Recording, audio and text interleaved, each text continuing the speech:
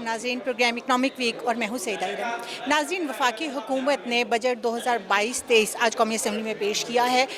मौजूदा हालात में हुकूमत को मुश्किल मुआशी हालात का सामना था। एक मुश्किल हालात में पेश किया जाने वाला ये बजट कितना हकीकत पसंदाना था, आवाम को इससे कितना रिलीफ फराहम किया गया है, आवाम के रिलीफ के हवाले से कितने मौसर इकदाम इस बजट में तजवीज़ किए गए हैं, इसके हवाले से हम आज के प्रोग्राम में बात करेंगे। इस वक्त हम मौजूद है पार्लियामेंट हाउस में और यहाँ जानना चाहेंगे यहाँ के नुमाइंदों से कि वो इस बजट को किस नज़र से देखते हैं और जो आवाम की रिलीफ के लिए इकदाम किए गए हैं वो आवाम को हकीकत में कितना रिलीफ पहुँचा सकेंगे, इसके बारे में वो क्या कहते हैं। जैसा कि आपको मालूम है कि हमें गैर मामूली हालात के अंदर हुकूमत मिली है, जबकि मईशत भी बदतरीन मुआशी बहरान का शिकार थी और गुज़श्ता हुकूमत जो IMF का मुआहदा कर गई थी उसकी शराइत के तहत उन्होंने जो खिलाफ वर्जियाँ की उनके ऊपर भी मौजूदा हुकूमत को पाकिस्तान की साख को बचाने के लिए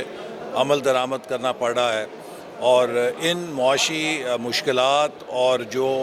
वसाइल की कमी थी इसके बावजूद हुकूमत ने कोशिश की है कि एक ऐसा बजट पेश करे जिसमें आवाम के लिए भी जितने वसाइल हैं उनमें रिलीफ दिया जाए और जो मुल्क की मईशत की मुस्तकबिल की सिमत है उसको भी दुरुस्त किया जाए। सबसे पहली तो बात यह है कि 15% जो तनख्वाहों में इजाफ़ा किया गया है ये एक रिलीफ है जो महंगाई है उसके मुकाबले में। इस बजट में सबसे ज़्यादा फोकस ज़राअत पे किया गया है, क्योंकि ज़रई शोबा वो है कि जो 6 माह के अंदर नताइज देता है। अगर आप सनत लगाएं वो 2 से 3 साल में अपनी पैदावारी सलाहियत पे आती है, आप कोई और कारोबार करें वो 2 से 4 साल लेता है, लेकिन ज़राअत के शोबे में 6 महीने के अंदर आपको नताइज हासिल हो जाते हैं। तो हुकूमत कोशिश कर रही है कि जो हमारी ज़रई शोबे के अंदर कमज़ोरी पैदा हुई गुज़श्ता 4 सालों में, जिसके लिए हम गंदम भी आज दरामद कर रहे हैं, कपास भी दरामद कर रहे हैं, चीनी भी दरामद कर रहे हैं। आज हुकूमत ने बीजों के ऊपर, चूँकि हमने पैदावार बढ़ानी है तो बीजों पर सेल्स टैक्स ख़त्म कर दिया है। इसी तरह ट्रैक्टर्स और ज़रई आलात के ऊपर से सेल्स टैक्स को ख़त्म कर दिया गया है ताकि जो हमारे किसान हैं वो मॉडर्न ज़राए को ज़्यादा से ज़्यादा अपनाएं और उससे हमारी पैदावारी सलाहियत में इजाफ़ा हो। ये एक प्रो यूथ बजट है क्योंकि हमारी अब मुल्क की अक्सरियत नौजवानों पे मुश्तमिल है। इसमें नौजवानों के लिए सबसे बड़ी खुशखबरी ये है कि हायर एजुकेशन कमीशन के बजट में तकरीबन 68% इजाफ़ा किया गया है। तकरीबन 23 अरब रुपए का जो गुज़श्ता साल का टारगेट था उसके मुकाबले में 44 अरब रुपए से ज़्यादा हमने डेवलपमेंट बजट में वसाइल फराम किए हायर एजुकेशन कमीशन को। और जो हमारी माजी की स्कीम थी कि पसमानदा इलाकों के अंदर यूनिवर्सिटीज़ खोली जाएं, कैंपस खोले जाएं, गरीब इलाकों के बच्चे और बच्चियां अपने घर में तालीम हासिल कर सकें, उसको हम आगे बढ़ाएंगे। इसी तरह 250 वोकेशनल ट्रेनिंग इंस्टीट्यूट्स और मिनी स्पोर्ट्स स्टेडियम पूरे मुल्क के अंदर सूबाई हुकूमतों के साथ मिलकर खोले जाएंगे ताकि नौजवानों को उनकी जिस्मानी नशो नुमा और फ़नी तरबियत के ज़रिए रोज़गार के बेहतर मौक़े पैदा हों। तीसरी अहम बात मैं इस बजट की बलूचिस्तान के हवाले से कहूँगा कि वो सूबा जो बहुत ज़्यादा तरक्की में पीछे रह गया है, पसमानदा है, इसके लिए तमाम सूबों से ज़्यादा तकरीबन 100 अरब से ज़्यादा वसाइल रखे गए हैं, जिसके नतीजे में जो बलूचिस्तान में कनेक्टिविटी के प्रोजेक्ट्स हैं उन्हें तेज़ किया जाएगा। बलूचिस्तान में जो CPEC के मंसूबे हैं उन्हें भी तेज़ किया जाएगा। बलूचिस्तान के नौजवानों की तालीम के लिए मंसूबों को तेज़ किया जाएगा, वहाँ की बुनियादी सहूलतों पर ख़र्च किया जाएगा। और वज़ीर आज़म साहब 5 लाख जो गरीब घराने हैं उन्हें बिस्प के अंदर इजाफ़ी तौर पे बलूचिस्तान से शामिल करने का ऐलान कर चुके हैं। पाँचवीं जो अहमियत इस बजट की है वो ये है कि हमने कोशिश की है कि CPEC जो कि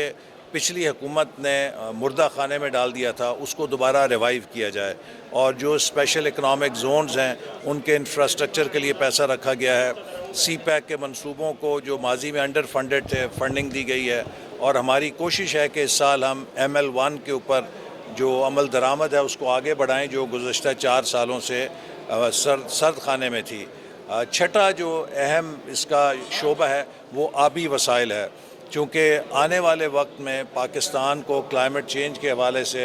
वाटर रिसोर्सेज पे काफ़ी مشکلات کا سامنا ہو سکتا ہے، تو ہم نے آبی وسائل کے لیے بھی تقریباً 100 ارب کا ترقیاتی بجٹ مختص کیا ہے، جس میں ہمارے ڈیمز اور دیگر منصوبے ان کو جلد از جلد ہم عمل درآمد کرنے کے لیے کام کریں گے۔ ساتویں جو اہم اس بجٹ کی خصوصیت ہے وہ ہے کہ ہم نے کوشش کی ہے کہ اس کے ذریعے ملک میں جو پسماندہ علاقے ہیں، پہلی دفعہ پاکستان میں جو پورسٹ غریب ترین اضلاع ہیں ان کے لیے 20 ارب روپے مختص کیے گئے ہیں، اور یہ 40 ارب کا فنڈ ہے جو صوبائی حکومتوں کے ساتھ مل کر ہم ان پسماندہ اضلاع کو اوپر اٹھانے کے لیے کام کریں گے تاکہ ملک کے اندر جو علاقائی ناہمواری ہے وہ ختم ہو سکے۔ ایک اور جو اہم پہلو ہے وہ یہ ہے کہ ہم نے تقریباً 9 ارب روپے کا انوویشن فنڈ بنایا ہے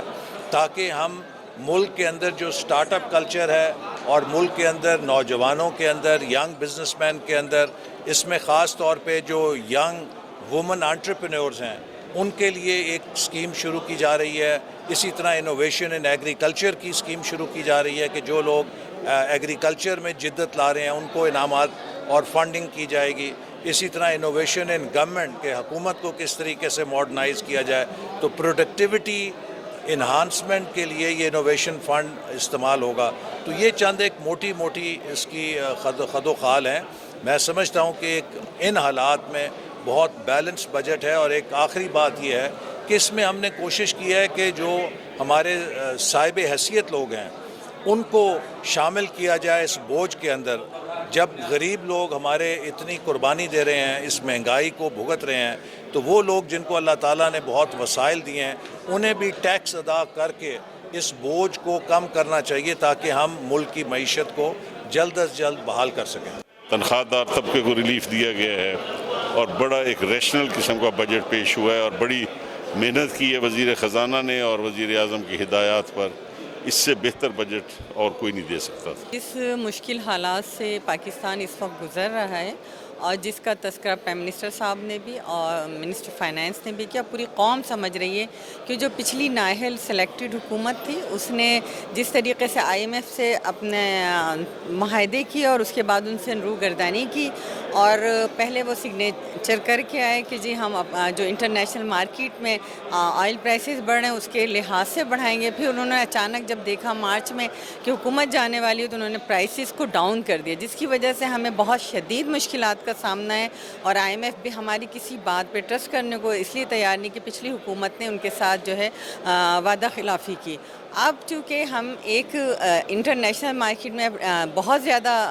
تیل پرائسز بھی ہیں اور اس کے علاوہ مہنگائی بھی ہے، تو اس لیے اس وقت جو ہے کچھ ٹیکسز بھی لگائے گئے ہیں، اور جو ہمارے صاحب حیثیت لوگ ہیں ان کے اوپر زیادہ ٹیکسز اس لیے لگائے گئے ہیں۔ عوام کو کوشش کی گئی ہے کہ جیسے سرکاری ملازمین پہ، پینشنرز پہ 15% جو ہے ان کی تنخواہوں میں اضافہ کیا ہے۔ اسی طرح ہم انرجی کرائسس سے گزر رہے ہیں، اس وقت بدترین انرجی کرائسس ہے۔ تو پچھلے حکومت نے، آپ کو یاد ہوگا کہ سولر پر اور دیگر جو الٹرنیٹیو الیکٹرانک آئٹمس ہیں ان پہ سب پہ ٹیکسز لگائے تھے۔ آج ان ٹیکسز کو ختم کیا گیا، کوشش کی گئی ہے کہ عوام کو کچھ نہ کچھ ریلیف دیا جا سکے۔ اس وقت کی جو صورتحال ہے، جس معاشی مشکلات کے دوران یہ حکومت کو جو یہ باغ دوڑ ملی ہے، تو میں سمجھتی ہوں کہ جو آلریڈی کرائسس تھا اس سے عوام کو نکالنے کے لیے اور ملک کو ایک بینکرپسی سے بچانے کے لیے یہ بہت ہی ایک بہتر بجٹ دیا گیا، اور مجھے نہیں لگتا کہ اس مشکل صورتحال میں اس سے بہتر کوئی بجٹ جو ہے وہ لایا جا سکتا تھا، کیونکہ اس میں آپ دیکھیں BISP ہو، یوتھ ڈیولپمنٹ ہو، کسان کو جہاں پہ 17% ٹیکس جو ہے دینی پڑتی تھی ہیوی، وہ چیزوں پہ ختم کی گئی ہے۔ یوریا کھاد کے اندر سبسڈی دی گئی ہے، اور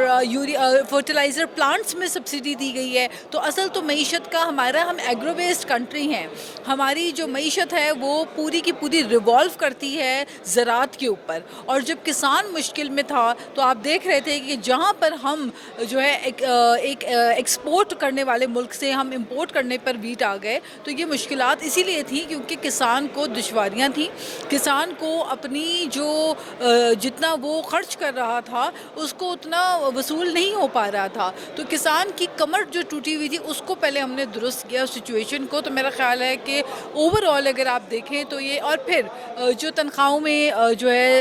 اضافہ کیا گیا، میں سمجھتی ہوں کہ عوام کو ریلیف دیا گیا ہے، ہے کوئی شک نہیں ہے کہ جتنی تابڑتوڑ مہنگائی ہے اور گزشتہ حکومت 500% دواؤں کی قیمتوں میں اضافہ کر کے گئی, بجلی کی نرخوں میں اضافہ کر کے گئی, اور ہر چیز میں گیس میں اضافہ کر کے گئی, دواؤں کی قیمتوں میں 500% اضافہ ہوا. ایک عام انسان کی 2 وقت کی روٹی جو ہے وہ مشکل ہو گئی, کیونکہ روٹی 5 روپے سے 15 کی ہو گئی, کرنسی ڈی ویلیو 120 سے 188 تک ہو گئی. تو یہ جو خوفناک سچویشن تھی اس میں رہتے ہوئے, اس کا سامنا کرتے ہوئے 15% بھی جو بڑھائی گئی ہے, میں سمجھتی ہوں کہ وہ ایک مشکل سچویشن میں کھینچ کے یہاں تک بڑھائی گئی ہے. جہاں گنجائش ہوگی مجھے یقین ہے کہ عوام کے حق میں یہ حکومت بہتری کے سٹیپس دے گی اور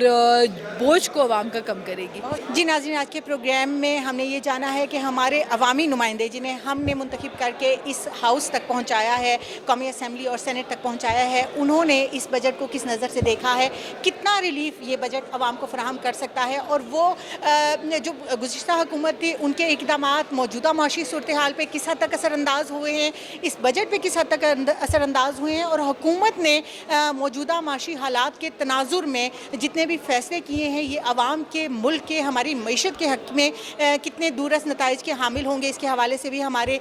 جو ممبران قومی اسمبلی ہیں انہوں نے اپنے خیالات کا اظہار کیا ہے. یقیناً